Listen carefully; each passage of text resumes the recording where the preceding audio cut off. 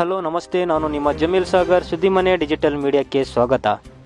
ಶಿವಮೊಗ್ಗ ಜಿಲ್ಲೆಯ ಸಾಗರ ನಗರದಲ್ಲಿ ಗುರುವಾರ ವಿಶ್ವ ಹಿಂದೂ ಪರಿಷತ್ ಹಾಗೂ ಬಜರಂಗ ದಳ ಆಯೋಜಿಸಿದ 394ನೆಯ ಶಿವಾಜಿ ಜಯಂತಿ ಪ್ರಯುಕ್ತ ಶೋಭಾಯಾತ್ರೆ ಕಾರ್ಯಕ್ರಮ ಅದ್ಧೂರಿಯಾಗಿ ನಡೆಯಿತು. ಸಾಗರದ ಪ್ರಸಿದ್ಧ ಶ್ರೀ ಮಹಾಗಣಪತಿ ದೇವಸ್ಥಾನದಿಂದ ಪ್ರಾರಂಭಗೊಂಡ ಶೋಭಾಯಾತ್ರೆ ನಗರದ ಪ್ರಮುಖ ಬೀದಿಗಳಲ್ಲಿ ಸಂಚರಿಸಿ ನಗರಸಭೆಯ ಗಾಂಧಿ ಮೈದಾನದಲ್ಲಿ ಮುಕ್ತಾಯ ಮಾಡಲಾಯಿತು.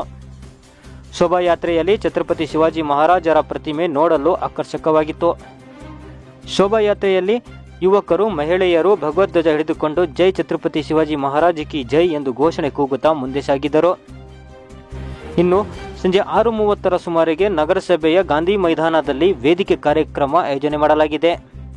ಈ ಸಂದರ್ಭದಲ್ಲಿ ವಿಶ್ವ ಹಿಂದೂ ಪರಿಷತ್ತಿನ ಜಿಲ್ಲಾ ಅಧ್ಯಕ್ಷೆ ಪ್ರತಿಮಾ ಜೋಗಿ, ಜಿಲ್ಲಾ ಬಜರಂಗದಳ ಸಂಯೋಜಕ ಸಂತೋಷ್ ಶಿವಾಜಿ, ಐವಿ ಹೆಗಡೆ, ಮಂಜುಗೌಡ, ನವೀನ್ ಸೇರಿದಂತೆ ಅನೇಕರು ಹಾಜರಿದ್ದರು.